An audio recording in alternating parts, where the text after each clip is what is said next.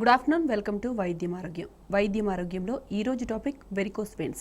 Varicose veins అంటే ఏంటి, రావడానికి రీజన్స్ ఏంటి, లక్షణాలు ఎలా ఉంటాయి, ఈ వివరాలు మనకు తెలియజేయడానికి హోమికేర్ ఇంటర్నేషనల్ నుండి డాక్టర్ మౌనిక గుప్తా గారు మనతో పాటు ఉన్నారు. మరి వారిని అడిగి మరిన్ని వివరాలు తెలుసుకుందాం. నమస్తే అండి, వెల్కమ్ టు స్టూడియో. నమస్తే అండి. డాక్టర్ గారు, అసలు ముందుగా ఈ వెరికోస్ వెయిన్స్ అంటే ఏంటి, దాని గురించి ఒకసారి ఎక్స్ప్లెయిన్ చేయండి. సో జనరల్గా వెరికోస్ వెయిన్స్ అంటే మన బాడీలో సిరలు అన్నట్టుగా చెప్పుకోవచ్చు అనమాట. సో మన బాడీలో బ్లడ్ సప్లై అవ్వటానికి మనకి ఆర్టరీ అండ్ వెయిన్స్ అంటే ప్యూర్ బ్లడ్ ఏమో ఆర్టరీ సప్లై చేస్తుంది. అలాగే మన బాడీ పార్ట్స్ అన్నిటి నుంచి కూడా డిఆక్సిజనేటెడ్ బ్లడ్ అంటే యూజ్ అప్ అయిపోయిన బ్లడ్ని మనము వెయిన్స్ అనేది మళ్ళీ హార్ట్కి పంప్ చేస్తూ ఉంటుంది. సో ఈ ఆర్టరీస్ అనేవన్నీ కూడా మనకి టువర్డ్స్ ద గ్రావిటేషనల్ ఫోర్స్ అంటే భూ గురుత్వాకర్షణకి వైపుగా మనకి బ్లడ్ ఫ్లో అనేది ఉంటుంది. కానీ సిరలు అంటే వెయిన్స్ ఏవైతే ఉన్నాయో అవి అవే ఫ్రమ్ అంటే గురుత్వాకర్షణకి ఆపోజిట్ డైరెక్షన్లో వర్క్ చేయాల్సిన అవసరం ఉంటుంది. సో ఇలాంటి సమయంలో ఏమవుతుందంటే కిందకి మీదకి బ్లడ్ ఫ్లో అయ్యే ఛాన్సెస్ ఉంటాయి. సో అలా కాకుండా ఉండటానికి మనకు వెయిన్స్లో చిన్న చిన్న వాల్వ్స్ అనేవి ఉంటాయి. అంటే మనకి ఇప్పుడు ఎలాగైతే మనం ఇంట్లో బోర్ వేసుకుంటే నీళ్లు మళ్ళీ కిందకి మీదకి రాకుండా ఉండటానికి మన వాల్వ్ ఎలా అయితే ఉంటుందో మన బాడీలో వెయిన్స్లో కూడా అలా చిన్న చిన్న వాల్వ్స్ అనేవి ఉంటాయి. సో ఎప్పుడైతే మనం కంటిన్యూస్గా స్టాండింగ్ పొజిషన్ కానివ్వండి, సిట్టింగ్ పొజిషన్లోనే కానివ్వండి, లేకపోతే వెయిట్ ఎక్కువ అయినా కానివ్వండి, లేకపోతే కంటిన్యూస్గా వాకింగ్ ఎక్కువగా చేసినా అంటే మనకి తాహతకు మించిన వాకింగ్ చేసినా కానివ్వండి, మనకేమవుతుందంటే కంటిన్యూస్గా వెయిన్స్ మీద ప్రెషర్ పడడం వల్ల ఆ వాల్వ్స్ ఏవైతే ఉన్నాయో అవి వీక్ అవుతూ ఉంటాయి అన్నమాట. సో మెల్లిమెల్లిగా వీక్ అవ్వడం స్టార్ట్ చేసినప్పుడు మనకి స్టేజ్ 1 నుంచి స్టేజ్ 6 వరకు అన్నట్టుగా చెప్పుకోవచ్చు. సో ఇలా మెల్లిగా స్టేజెస్ వైజ్గా అవన్నీ వీక్ అయిపోవడము, దాని తర్వాత డిఫార్మిటీస్ రావటము, ఇవన్నీ కూడా మనం సిరులలో చూస్తూ ఉంటాం అన్నమాట. సో దాన్ని మనం వెరికోస్ వెయిన్స్ అని చెప్తూ ఉంటాం. And most of the times మనం ఈ వెరికోస్ వెయిన్స్ అనేది కాళ్ళల్లోనే చూస్తూ ఉంటాం. ఎందుకంటే మన బాడీలో మెయిన్ పార్ట్ అంటే మన వెయిట్ బేరింగ్ జాయింట్స్ ఏమో నీస్ అని చెప్తూ ఉంటాం. సో దాంతో పాటుగా మనం నించున్నా కానివ్వండి, కూర్చున్నా కానివ్వండి, ఎక్కువ ఎఫెక్ట్ అయ్యే పార్ట్స్ అనేది మనకి వెయిన్సే. అలాగే లోవర్ లిమ్స్ ఎస్పెషల్లీ. సో దానికి ఏవైతే బ్లడ్ సప్లై అవుతుందో నార్మల్గా ఆర్టరీస్ నుంచి బ్లడ్ సప్లై అయితే అది నార్మల్గానే ఉంటుంది. కానీ దానికి ఆపోజిట్ డైరెక్షన్లో కింద నుంచి మన హార్ట్ వరకు పంప్ చేయాలి అంటే కంపల్సరీ అన్ని వాల్వ్స్ కూడా స్ట్రాంగ్గా ఉండాల్సిన అవసరం ఉంటుంది. కానీ ఎప్పుడైతే ఈ మన ప్రొఫెషన్ వల్ల కానివ్వండి, లేకపోతే మన హ్యాబిట్ వల్ల కానివ్వండి, దాన్ని మనం వెయిన్స్ని వీక్ చేస్తూ ఉంటామో అక్కడ మనకి వెరికోసిటీస్ ఫామ్ అవుతూ ఉంటాయి. So most of the times ఈ వెరికోస్ వెయిన్స్ అనేది మనం లోవర్ లిమ్స్లో అంటే కాళ్ళల్లోనే ఎక్కువగా చూస్తూ ఉంటాం అన్నమాట. సో ఇవి కాళ్ళల్లో ఉండటం వల్ల ఏమవుతుందంటే పెయిన్, నొప్పి కంటిన్యూస్గా మనకి సరిగ్గా బ్లడ్ సప్లై ఏ పార్ట్స్లో అయితే ఉంటుందో ఆ పార్ట్స్ అన్నీ కూడా హెల్తీగా ఉంటాయి. ఎక్కడైతే మనకి బ్లడ్ సప్లై సరిగ్గా లేదు అంటే సరిగ్గా డిఆక్సిజనేటెడ్ బ్లడ్ సరిగ్గా మళ్ళీ బ్యాక్ హార్ట్కి పంప్ అవ్వలేదు, అక్కడంతా స్టోర్ అయిపోయింది, లేకపోతే స్టాసిస్ లాగా ఫామ్ అయిపోయింది, మనకు సరిగ్గా రక్త ప్రసరణ అనేది సరిగ్గా లేదు అంటే కనుక మనకు ఆ ఏరియాలో కంపల్సరీ పెయిన్ అనేది స్టార్ట్ అయిపోతూ ఉంటుందన్నమాట. సో మనకి వెయిన్స్ మనకి ఇంప్యూర్ బ్లడ్ అనేది క్యారీ చేయడానికి దానికి పంప్ చేసినా కానివ్వండి, మనకి వెయిన్స్లో ఉండే వాల్వ్ సరిగ్గా ఉండకపోవడం వల్ల అది మళ్ళీ సరిగ్గా పంప్ అవ్వట్లేదు. సో ఈ పంప్ అవ్వకపోవడం వల్ల ఆ పెయిన్ అనేది కంటిన్యూస్గా ఉండటము, దాని తర్వాత అక్కడ ఉన్నదంతా ఇంప్యూర్ బ్లడ్ కాబట్టి అంటే ఆక్సిజనేటెడ్ బ్లడ్ కాకుండా డిఆక్సిజనేటెడ్ బ్లడ్ ఉండడం వల్ల ఏమవుతుందంటే ఆ ఏరియా అంతా కూడా ఇచ్చింగ్ రావడం కానివ్వండి, మనం చూసినట్టయితే కొంతమందిలో కాళ్ళలో నరాలన్నీ ఉబ్బిపోయినట్టు కనిపిస్తూ అక్కడంతా బ్లాకిష్ డిస్కలరేషన్ ఉంటూ ఉంటుంది. సో మనకి ఎప్పుడైతే డిఆక్సిజనేటెడ్ బ్లడ్ ఉంటుందో అది డార్క్ కలర్లో ఉంటుందన్నమాట. సో అది మనకి రిఫ్లెక్ట్ అవ్వడం ద్వారా అక్కడ బ్లాక్నెస్ అనేది కనిపిస్తూ ఉంటుంది. So most of the times మనకి వెరికోస్ వెయిన్స్ ఉన్నప్పుడు లక్షణాలన్నీ కూడా నొప్పి ఆ రీజన్లో, దాంతో పాటుగా కొంతవరకు దురద ఉండటము, బర్నింగ్ ఉండడం అంటే మంటలు పుట్టడము, ఇవన్నీ కూడా చూస్తూ ఉంటాం. కాల్ తీసుకుందామండి. హైదరాబాద్ నుండి రవి గారు, నమస్తే అండి. Good afternoon madam. మాట్లాడండి, డాక్టర్ గారు ఉన్నారు. మేడం మా డాడీకి ప్రాబ్లమ్. ఓకే సార్, చెప్పండి. మా డాడీకి స్టంట్ వేసారంట ముందుకు. ఓకే. అయితే స్టంట్ వేసినప్పుడు అతని నరాలు, కాళ్ళ యొక్క నరాలు మొత్తం గుంజుకొని పోయి ఆయన తర్వాత మళ్ళీ స్టంట్ వేసిన తర్వాత మరి మంచిగా అయినాయి. తర్వాత ఆ కాళ్ళలో నుంచి నొప్పులు వస్తున్నాయి మేడం. అతను నాకు ఎంతసేపు అని నిలబడతాడు కానీ నడవలేడు మేడం. నడిస్తే అతనికి కాళ్ళలో నొప్పులు వస్తున్నాయి. ఇది ఎక్కువ సంబంధించిందేనా? సో స్టంటింగ్ అనేది మీకు ఆల్రెడీ ఇంతకుముందు వెయిన్స్ లో అంటే కాళ్ళల్లో వెయిన్స్ లో వేసారా, లేకపోతే నార్మల్ హార్ట్ కి సంబంధించిన స్టంటింగ్ అంటున్నారు? హార్ట్ కి ఓకే ఓకే. సో ఆల్రెడీ మీకు అతనికి హార్ట్ సర్జరీ అయింది అంటున్నారు కాబట్టి ఇప్పుడు వెయిన్స్ అతను నించున బాగానే ఉంటుంది, నడవడానికి ప్రాబ్లం వస్తుంది అంటే కనుక మనం ఎగ్జామిన్ చేయాల్సిన అవసరం ఉంటుందండి. ఎందుకంటే వెరికోస్ వెయిన్స్ అనేది మనకు జనరల్గా నించొని ఉంటేనే ఎక్కువగా పెయిన్ ఉంటుంది. వాకింగ్లో కన్నా కూడా మనం నించొని ఉంటేనే ఎక్కువగా పెయిన్ఫుల్గా ఉంటుంది. కానీ మీరు చెప్తున్న లక్షణాలు వాళ్ళు వాక్ చేయడానికి స్టార్ట్ చేసినప్పుడు మాత్రమే పెయిన్స్ ఉంటుంది, నించోవడం ఎంతసేపు అయినా నించోగలుగుతున్నారు అని చెప్తున్నారు. సో మనం ఇది డైరెక్ట్ ఎగ్జామినేషన్ చేయాల్సిన అవసరం ఉంటుందండి. అండ్ ప్రీవియస్ హిస్టరీ అంతా కూడా కలెక్ట్ చేయాల్సిన అవసరం ఉంటుంది. ఇఫ్ ఇన్ కేస్ అది వెరికోస్ వెయిన్స్ అయినా కానివ్వండి, మన దగ్గర కంప్లీట్ ట్రీట్మెంట్స్ అవైలబుల్గా ఉంది. లేదు వేరే నార్మల్ మజిల్కి సంబంధించి అన్నట్టయితే కూడా దానికి కూడా కంప్లీట్ ట్రీట్మెంట్స్ అవైలబుల్గా ఉన్నాయి సార్ మన దగ్గర. ఒక్కసారి రిపోర్ట్స్ అన్ని కూడా తీసుకొని నియరెస్ట్ బ్రాంచ్లో సంప్రదించండి సార్. రైట్ అండి. ఈ వెరికోస్ వెయిన్స్ అనేది ఎక్కువగా ఏజ్ వాళ్ళలో చూడొచ్చు, అలాగే మెయిన్గా రావడానికి రీజన్స్ ఏంటంటారు అసలు? సో ఏజ్తో సంబంధం ఉండదండి. ఇది వెరికోస్ వెయిన్స్లో ఇంతకు ముందు అంటే ఓకే వాళ్ళు కంటిన్యూస్గా నించొని పనిచేసే వాళ్ళలో, లైక్ మనకు ట్రాఫిక్ కానిస్టేబుల్స్ కానివ్వండి, లేకపోతే టీచర్స్లో కానివ్వండి, కంటిన్యూస్గా నించొని ఉండే ప్రొఫెషన్ వాళ్ళలో వస్తుంది అని చెప్పొచ్చు. కానీ ఈ మధ్య కాలంలో చూసుకున్నట్టయితే కూడా చిన్న పిల్లల్లో కూడా మనం ఈ వెరికోస్ వెయిన్స్ అనేది చూస్తున్నాం. బికాజ్ ల్యాక్ ఆఫ్ యాక్టివిటీ వల్ల కూడా వాళ్ళకి వెరికోస్ వెయిన్స్ వచ్చే ఛాన్సెస్ ఉంటుంది. సో ఏజ్ బార్ అనేది జనరల్గా ఉండదు. కాకపోతే పర్టికులర్గా చెప్పుకోవాలంటే 30-35 ఇయర్స్ నుంచి స్టార్ట్ అయ్యి 60 ఇయర్స్ వాళ్ళ వరకు ఎవరిలోనైనా మనం ఈ వెరికోస్ వెయిన్స్ చూడవచ్చు. కొంతమందిలో కంజనైటల్ అంటే బై బర్త్ నుంచి కూడా కొంతవరకు డిఫెక్ట్ ఉండే ఛాన్సెస్ ఉంటాయి. సో అది మన ఫ్యామిలీ హిస్టరీలో రన్ అవుతుంది అంటే వాళ్ళ పేరెంట్స్ కానివ్వండి, గ్రాండ్ పేరెంట్స్కి కానివ్వండి వస్తుంది, ఆ తరతరాలుగా వస్తుంది అంటే కంపల్సరీ ఆఫ్ స్ప్రింగ్స్లో బై బర్త్ నుంచి కూడా కొన్ని కేసెస్లో మనం చూస్తూ ఉంటాం. ఈ చిన్నపిల్లల్లో వస్తుంది అంటున్నారు కదా, ఎలాంటి ఎఫెక్ట్ చూపుతుందంటారు అది? సో చిన్నపిల్లలు మనకి డైరెక్ట్గా వెరికోస్ వెయిన్స్ అంటే ఇట్లా ఉబ్బిపోయినట్టుగా కనిపించడం కాకుండా చిన్నపిల్లల్లో ఏంటంటే కొంచెం దూరం నడవంగానే పెయిన్ వస్తుంది, అలసిపోవటము, వాళ్ళు ఎక్కువగా లైక్ నడవడము, యాక్టివిటీస్ కాళ్ళతో చేయడము చాలా తక్కువ చేయగలుగుతారు. మిగతా యాక్టివిటీస్ అన్నీ కూడా బాగానే చేసినా కానీ కాళ్ళతో సంబంధించిన యాక్టివిటీ అనేది కొంచెం వాకింగ్ కానివ్వండి, రన్నింగ్ కానివ్వండి కొంతవరకు తక్కువగా ఉంటుంది. దాంతోపాటుగా కొంచెం దూరం నడిచిన పెయిన్ఫుల్గా ఉండటము, వాళ్ళకి సరిగ్గా వెయిన్స్ నుంచి మనకి బ్లడ్ అనేది సరిగ్గా వెళ్ళకపోవడం వల్ల కాళ్ళంతా దురదలుగా ఉండటం ఇవన్నీ చూస్తుంటాం. సో ఇవన్నటి వల్ల వాళ్ళకి డైలీ లైఫ్లో డిస్టర్బెన్సెస్ ఉంటాయి, దాంతోపాటు గ్రోత్లో కూడా డిస్టర్బెన్సెస్ ఉంటాయి. సో ఈ విధంగా మనకి చిల్డ్రన్లో ఎఫెక్ట్ అవుతుంది. ఫస్ట్ ఎలా బయటపడుతుందండి ఈ చిన్నపిల్లల్లో? అయితే పెద్దవాళ్ళు అయితే బయటికి వచ్చి కనపడుతుంది కదా, మరి చిన్న వాళ్ళలో ఎలా? సో జనరల్గా ఎవరిలో అయినా కూడా చిన్నపిల్లల్లో అయినా పెద్దవాళ్ళలో అయినా కూడా ఎలా ఉంటుందంటే ఫస్ట్ మనకి పెయిన్ అనేది లైట్గా పెయిన్ అన్నది అంటే అప్పుడప్పుడు పెయిన్ ఉండడము, ఎప్పుడైనా ఎక్కువసేపు నించున్నప్పుడే పెయిన్ ఉండడం ఇవన్నీ చూస్తాను. సో ఇలా ఎక్కువసేపు నించున్నప్పుడే పెయిన్ ఉండడం వల్ల మనం ఏమనుకుంటాం, ఎక్కువసేపు నించున్నాం కదా మన మజిల్స్ స్ట్రెయిన్ అయినాయి లేకపోతే ఇంకేదైనా అన్నట్టుగా దాని వైపు మన థాట్స్ వెళ్తూ ఉంటాయి. సో అలా కాకుండా దాని నెక్స్ట్ స్టేజ్ ఎలా ఉంటుందంటే మనకి తొడ భాగంలో కానివ్వండి లేకపోతే కాళ్ళల్లో కానివ్వండి మన క్యాపిలరీస్ అంటే సిరలన్నీ కలిసి ఒక దగ్గర బంచ్ లాగా ఫామ్ అయితే ఎక్కడైతే ఉంటుందో ఆ ఏరియా అంతా కూడా స్పైడర్ వెబ్ లాగా ఉంటుంది. సో జనరల్గా మనం చూసినప్పుడు అది కనిపించదు అనమాట.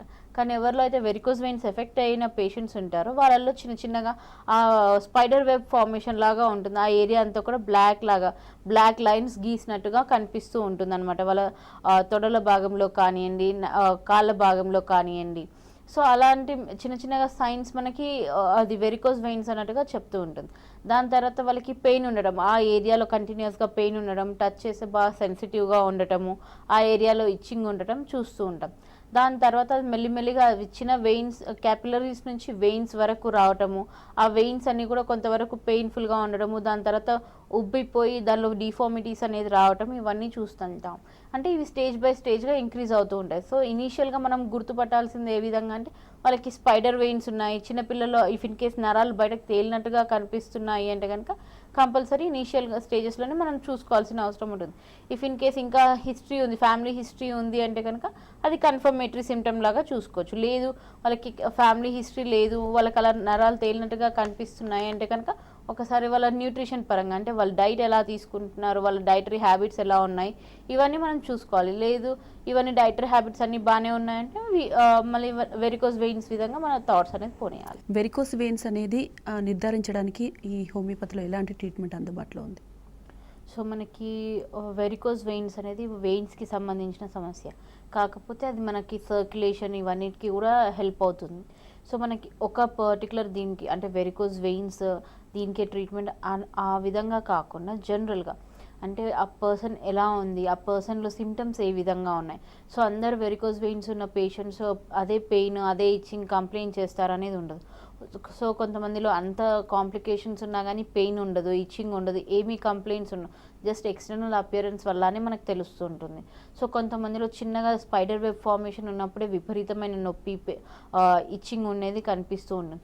సో వాళ్ళ సిమ్టమ్స్ ఏ విధంగా ఉన్నాయి, వాళ్ళు ఏ విధంగా మనకు ప్రజెంట్ చేస్తున్నారు, దాంతో పాటుగా వాళ్ళ ఫిజికల్ జనరల్స్ ఏ విధంగా ఉన్నాయి, వాళ్ళ ఆలోచన విధానం ఏ విధంగా ఉంది, ఇవన్నీ కూడా మనం తీసుకొని దాని ప్రకారంగా కాన్స్టిట్యూషనల్ ట్రీట్మెంట్ ఎప్పుడైతే ఇస్తామో అప్పుడు అది రూట్ కాజ్ నుంచి కూడా మొత్తంగా వెళ్ళిపోతుందండి.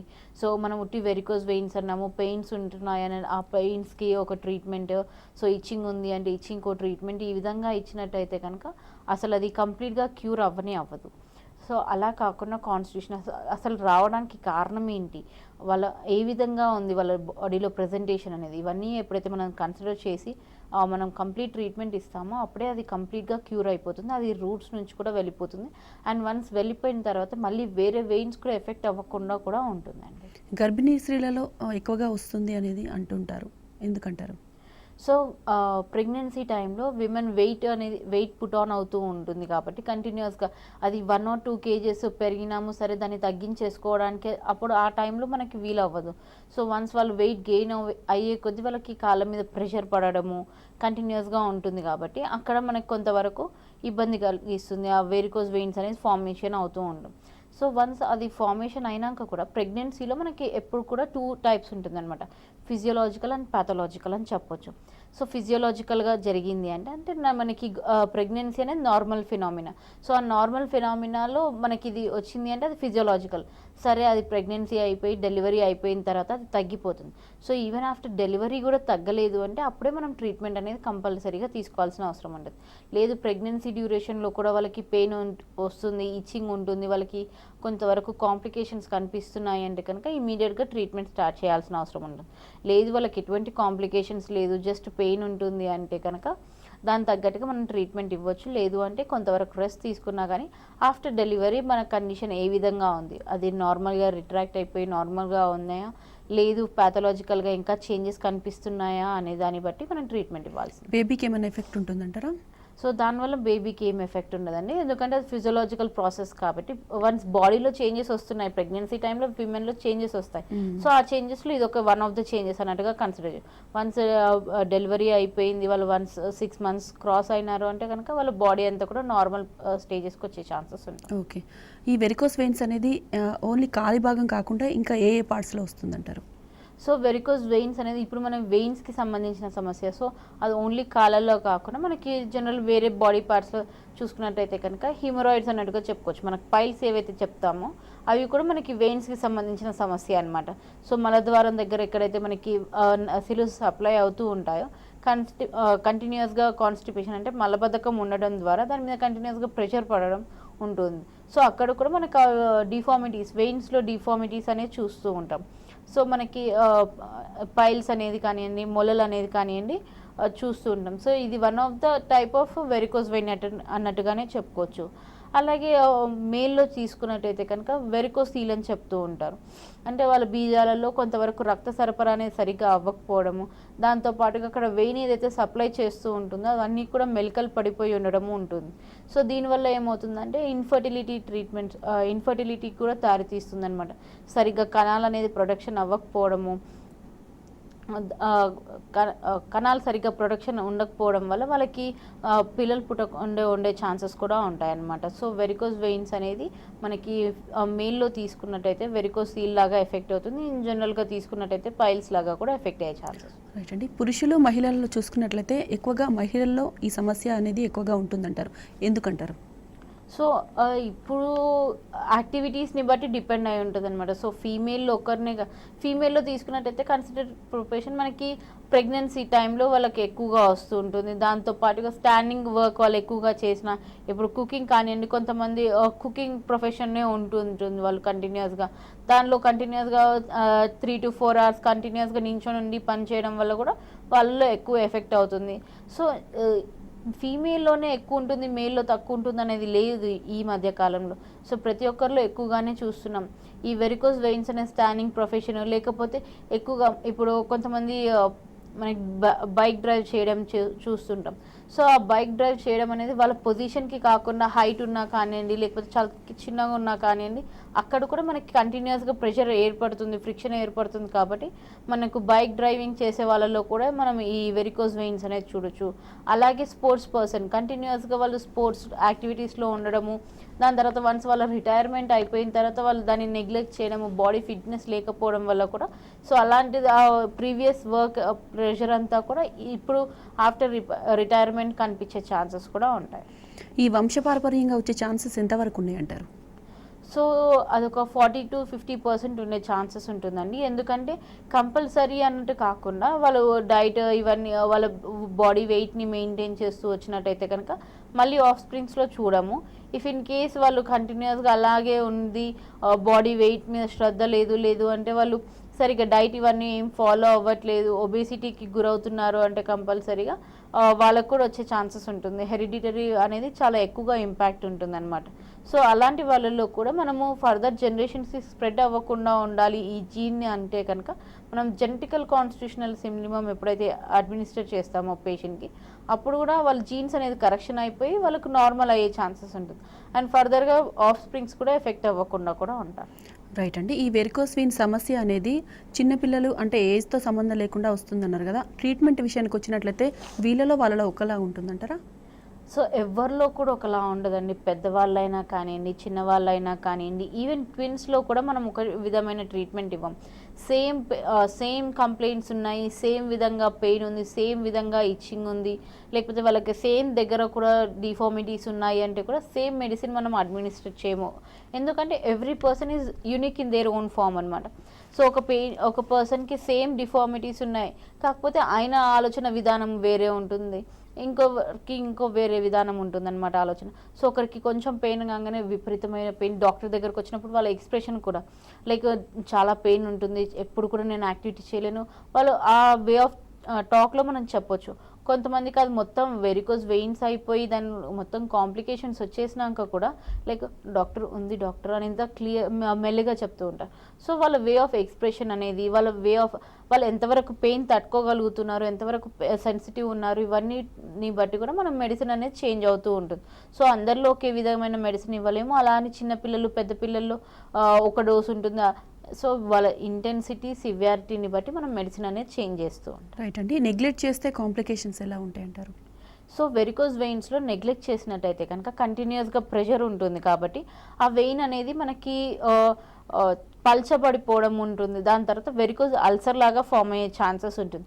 సో అక్కడ నుంచి కంటిన్యూస్గా బ్లీడింగ్ ఉండడము, పస్ ఫార్మేషన్ ఉండడము, వాళ్ళకి డైలీ యాక్టివిటీస్లో హిండరెన్స్ ఉండడము, చాలా పెయిన్ఫుల్గా ఉంటుంది అనమాట. అండ్ అది డయాబెటీస్ ఉన్న పేషెంట్స్లో అయితే అది ఇంకా విపరీతంగా ఉంటుంది అనమాట, వాళ్ళకి తొందరగా హీల్ అవ్వకుండా ఉంటుంది. సో జనరల్గానే వెయినస్ అల్సర్స్ అంటే చాలా కాంప్లికేటెడ్గా ఉంటాయి, దాన్ని హీల్ అవ్వడమే కష్టం. దానిలో డయాబెటీస్ ఉంది అంటే ఇంకా కష్టం ఉంటుందన్నమాట. సో ఈ కాంప్లికేషన్ రాకుండా ఉండడానికి ఇమీడియట్గా వాళ్ళు ట్రీట్మెంట్ స్టార్ట్ చేసుకోవడం ఎంత ఎర్లీ స్టేజెస్లో స్టార్ట్ చేసుకుంటే అంత బెనిఫిషియల్గా ఉంటుంది. లేదు వాళ్ళకు ఒక్కసారి వెరికోస్ వెయిన్స్ అల్సర్ వచ్చింది అంటే కనుక అది చాలా కాంప్లికేషన్ ఉంటుంది. ఒకదానికి తగ్గితే ఇంకోదానికి తగ్గితే ఇంకోదానికి అట్లా రిపీటేషన్ ఉంటుందన్నమాట. సో అది తగ్గడమే కష్టం అంటే మళ్ళీ వస్తూ ఉందంటే పెయిన్ఫుల్ ఎక్కువగా ఉంటుంది.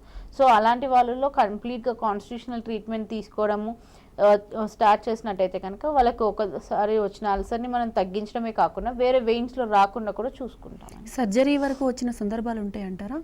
కంపల్సరీ అండి. సర్జికల్ ఇంటర్వెన్షన్ అవసరము అంటే కనుక మనం పేషెంట్స్కి ముందుగానే ఇన్ఫార్మ్ చేస్తాం. సో ఇది సర్జికల్ ఇంటర్వెన్షన్ మనం ట్రీట్ చేయగలుగుతాం, కానీ సపోర్టివ్గా మాత్రమే కంపల్సరీ సర్జరీ అవసరం అనే ఉంటే అది పేషెంట్స్కి చెప్తాం. So most of the times మన దగ్గరకు వచ్చే పేషెంట్స్ ఎలా ఉంటారంటే అది వెయిన్ అనేది డీఫార్మ్ అయిపోయింది. ఫస్ట్ స్పైడర్ వెయిన్స్ ఉన్నప్పుడు అంత నెగ్లిజెన్సీ ఉంటుంది అనమాట. సో దాని తర్వాత వన్స్ ఆ పెద్ద వెయిన్స్ అనేవి కూడా వన్స్ డీఫార్మ్ అయిపోయి వాళ్ళ కాళ్ళల్లో కనిపించడం సరిగ్గా నీట్గా లేదు, ఆ సాఫ్ట్నెస్ లేదు అంటే ఇమీడియట్గా మన దగ్గరికి వస్తారు పేషెంట్స్. సో ఆ time most of the times ఆ స్టేజెస్లోనే వస్తారు కాబట్టి కాంప్లికేషన్స్ ఎప్పుడు ఉండవు అండ్ సర్జికల్ ఇంటర్వెన్షన్ కూడా అవసరం ఉండదు. లాస్ట్ స్టేజెస్లో వచ్చినారు అంటే కనుక వాళ్ళకి మనం సపోర్టివ్గా ట్రీట్మెంట్ ఇస్తాం. ఓకే, అంటే సర్జరీ అనేది ఉండదంటారు హోమియోపతిలో. ఓకే, సర్జరీ టైంకి వచ్చినట్లయితే సర్జరీ తర్వాత కూడా ఒకవేళ మీ దగ్గరికి వస్తే వాళ్ళకు కంప్లీట్ ట్రీట్మెంట్ ఉంటుందంటారా? ఉంటుందండి. సో అంటే మళ్ళీ వచ్చే అవకాశాలు ఉన్నాయంటారా? ఉంటుంది. నేను ఇందాక చెప్పినాను కదా, సో ఒక వెయిన్లో కాకపోతే మళ్ళీ ఇంకో వెయిన్ అట్లా డిఫరెంట్ వెయిన్స్ ఎఫెక్ట్ అయ్యే ఛాన్సెస్ ఉంటాయి.